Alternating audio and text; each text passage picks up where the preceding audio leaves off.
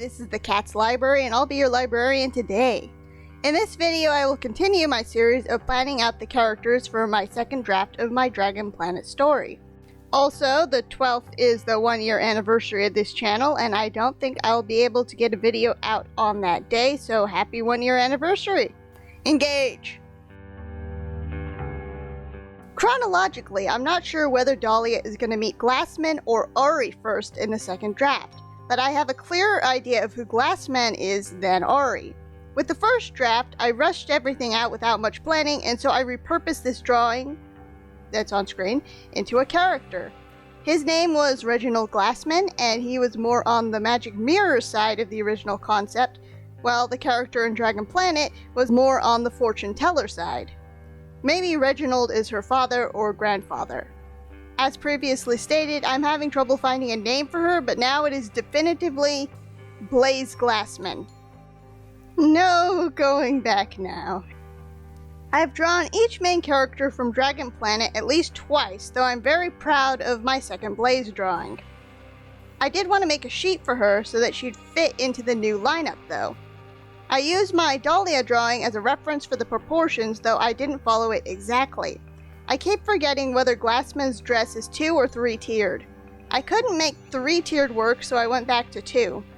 My 20 characters 5 colors video taught me that limited color schemes look pretty good, but the light blue on her dress is still a bit jarring.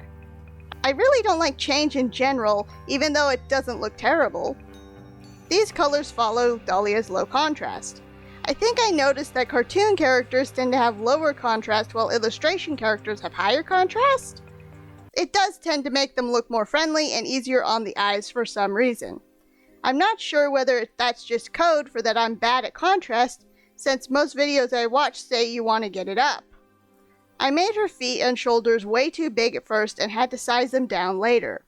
I didn't know whether I wanted to do a 2-point turnaround again, and so I got pretty far into the process before I decided to go through with it. She isn't really that much different from the back. I did give her a bit of embellishment on her neck, her head holders. I had trouble figuring out her torso since I didn't know how I wanted the underlying anatomy to work. I have been studying up on my anatomy drawing recently, but I probably need to move on to clothes studies. One of my problems is that I decided not to give Dahlia shading and highlights, and clothing wrinkles need shading to look right. I did cheat a bit for the actual glass part because it's absolutely essential to look spherical instead of a flat circle. For the quote-unquote expressions, I went even further with this because I wanted to play with the reflective properties.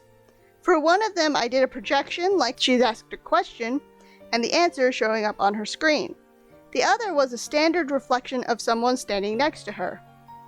Unfortunately, I don't think that I have time to re-explain Glassman biology today, though I did explain it in the original lineup video. You're all probably here for the personality. Okay, I'm here for the personality since Blaze was the only one that I had figured out.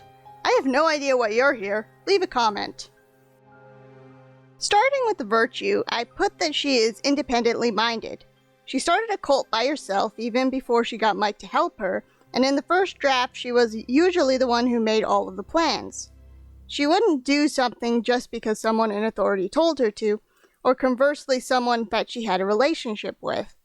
For this story, this personality trait works because she's going up against antagonistic authority figures, but if there was a sequel, this could definitely be trouble for her. In contrast, her flaw for this story is that she wants to have fun at all costs. This usually takes the form of a prank. If someone would get physically hurt, then she would dial it back, but emotional pain doesn't really count to her. Maybe at the beginning of her art she'd go so far as to drive someone to insanity. That didn't happen, and she'd feel really bad if that did happen, but she is reckless and doesn't always think things through. The reason for that is based on her power, or as I put it in the template, her strength. Glassmen as a species can know the answer to any question that they ask. This is potentially incredibly overpowered, especially in comparison to the rest of the cast, and so I put in multiple limitations. One is that young Glassmen will ask their powers questions instead of their parents, so they'll ask questions that they're not emotionally ready to deal with. I'm going to say now that our Glassman asked how she would die and had something to do with water or erosion.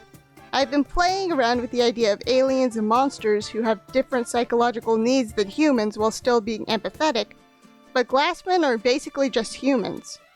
I might do something with the dragons in the second draft, though. Another is that they can't ask definite theological questions or about where their powers came from. I haven't decided what exactly happens when they do that, but they just can't do it. The last limitation is that they have to ask the question in the first place, and that if they don't think to ask a certain question, then they won't get the answer. They personally have to ask the question. If someone else asks, then it won't work. They would have to ask Blaze to ask the whatever. This leads into Blaze's main weakness, which is communication. She doesn't have a means of verbally speaking, and so she uses sign language coupled with projecting images. Even without that, she has issues communicating. I'm gonna say that Alani just hides things from people. Blaze doesn't know how to express herself with expressions specifically. She also does things without trying to explain herself first.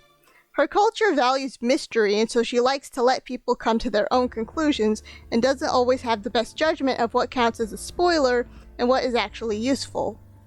Additionally, she is made of glass and thus physically weak and easy to break, and her strange appearance can pose problems among certain people. When it comes to the plot, she is the only one who knows what's going on, she can translate what the aliens are saying, and is ironically the only one who's focused on the mystery of why they are there, even though she already knows. She just really wants everyone else to figure out how much danger they are in as soon as possible. That is her motivation, by the way.